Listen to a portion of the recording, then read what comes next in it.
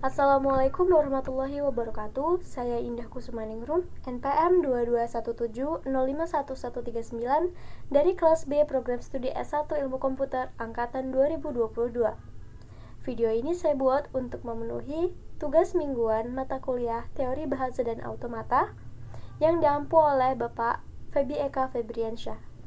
Pada video kali ini akan membahas mengenai FSA atau Finite State Automata.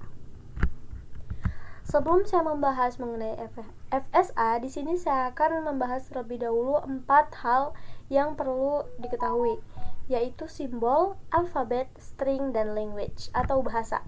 Yang pertama adalah simbol. Simbol merupakan unsur dasar yang digunakan dalam bahasa atau alfabet. Simbol dapat berupa karakter, angka, atau tanda lainnya yang dapat digunakan untuk membuat string.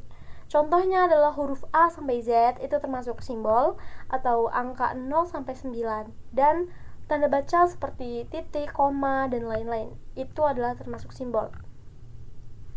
Yang kedua adalah alfabet, di mana alfabet merupakan himpunan simbol-simbol yang dapat diterima oleh automata. Misalnya dalam bahasa Inggris alfabetnya adalah huruf A sampai Z, ada 26 huruf, dan angka ada 0 sampai 9, terdapat 10 angka. Dalam konteks automata, misalnya jika kita memiliki automata yang menerima bahasa 0 dan 1, maka alfabetnya adalah 0,1, himpunan 0 dan 1. Alfabet biasanya disimbolkan dengan sigma besar. Yang ketiga ada string. String adalah urutan simbol dari alfabet yang digunakan untuk menyusun kata, kalimat, atau data. Contohnya dalam bahasa Inggris, hello adalah sebuah string yang terdiri dari huruf-huruf alfabet. Dalam konteks automata, 001011 adalah sebuah string yang terdiri dari alfabet 0 dan 1. Dan yang terakhir adalah bahasa atau language, yang merupakan himpunan dari semua string yang dapat diterima oleh suatu alat automata. Misalnya, kita dapat memiliki bahasa yang berisi semua string yang mengandung pola 01, yaitu 01, 001, 010, 101, dan seterusnya. Baik, selanjutnya kita akan membahas mengenai FSA, Finite State Automata. FSA merupakan model sistem komputasi sederhana yang beroperasi pada keadaan-keadaan terbatas. FSA adalah alat matematis yang digunakan untuk mengenali pola atau bahasa tertentu. Berikut merupakan komponen-komponen utama FSA.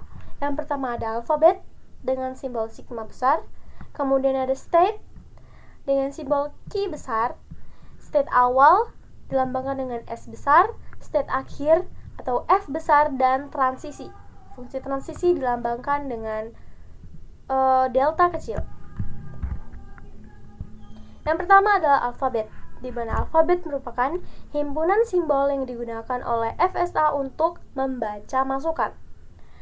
Alfabet bisa berupa angka, huruf, atau simbol lain yang relevan. Contohnya, dalam bahasa yang mengandung hanya huruf A dan B, alfabetnya adalah sigma A sama dengan himpunan A dan B. Pada contoh FSA di samping ini, yang berlingkar merah merupakan alfabet, yaitu A, B, dan C pada contoh ini. Selanjutnya adalah state. State merupakan himpunan semua status internal mesin. FSA berada dalam satu state pada suatu waktu. Setiap state memiliki informasi tentang proses yang sedang berlangsung. Pada contoh di bawah, himpunan state-nya adalah key sama dengan S0, S1, S2, dan S3. Nah, state ini digambarkan dengan lingkaran seperti yang saya lingkari warna merah di sini. Ada S0, S1, S2, dan S3. Itu merupakan state-state yang berada di mesin automata ini. Selanjutnya adalah state awal. State awal merupakan keadaan awal FSA, di mana proses dimulai ketika masukan pertama kali dibaca. Dalam suatu mesin FSA hanya ada satu state awal, sehingga dituliskan sebagai non-himpunan. FSA selalu memulai pemrosesan dari state awal. Pada contoh di bawah, state awalnya adalah S sama dengan S0 yang ini, karena ditandai dengan tanda panah yang mengarah kepadanya, tidak ada simbol inputannya, tidak ada alfabet inputannya. Ini merupakan state awal dalam mesin ini. Selanjutnya adalah state akhir. State akhir ini merupakan subset state-state dalam FSA. State akhir adalah himpunan state akhir adalah himpunan bagian dari himpunan state atau key.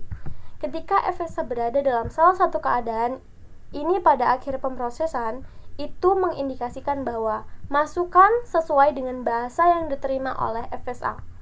State akhir digambarkan dengan state yang memiliki double lingkaran. State akhir pada contoh di samping adalah F sama dengan S2 dan S3, seperti ini.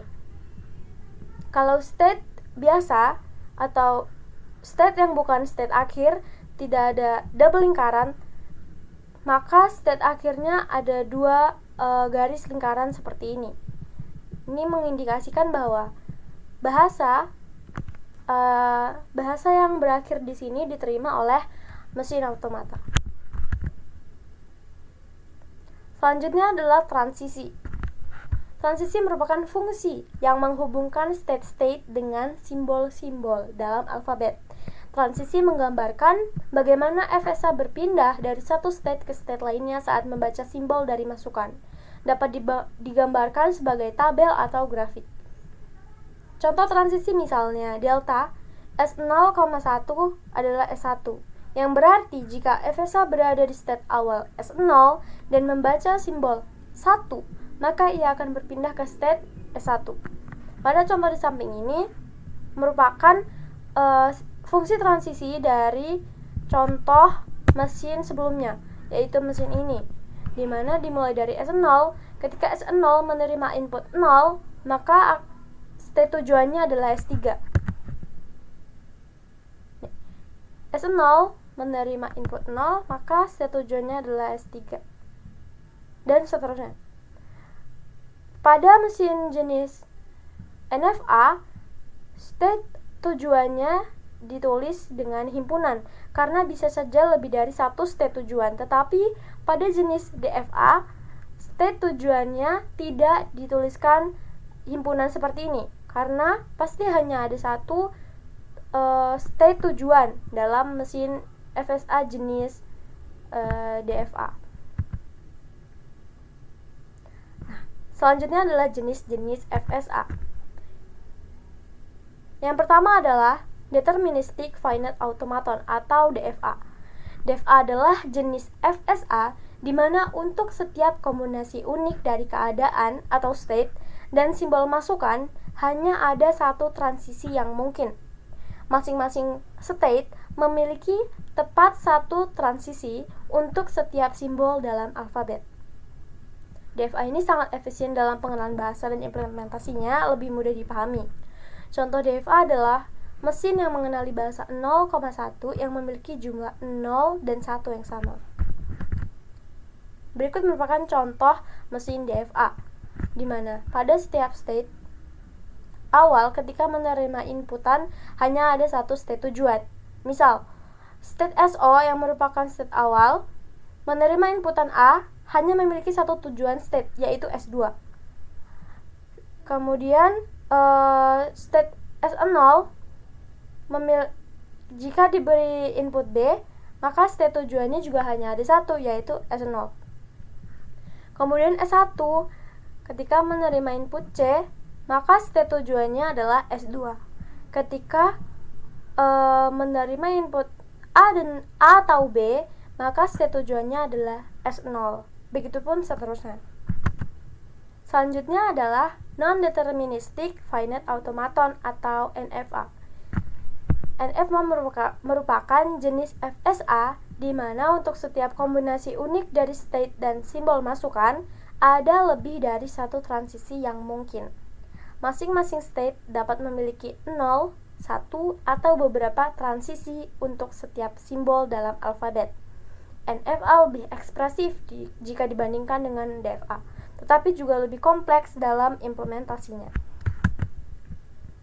Contoh NFA adalah berikut ini, dimana misalnya ketika state awalnya adalah S0 diberi inputan A, maka state tujuannya ada S1. Tetapi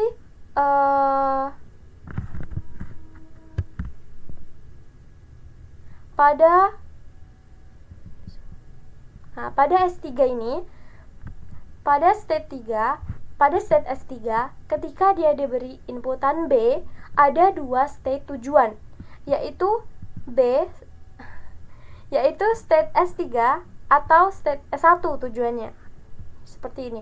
S3 menerima inputan B, state tujuannya bisa S3 atau bisa S1. Ada dua state tujuan yang mengindikasikan bahwa ini merupakan mesin NFA.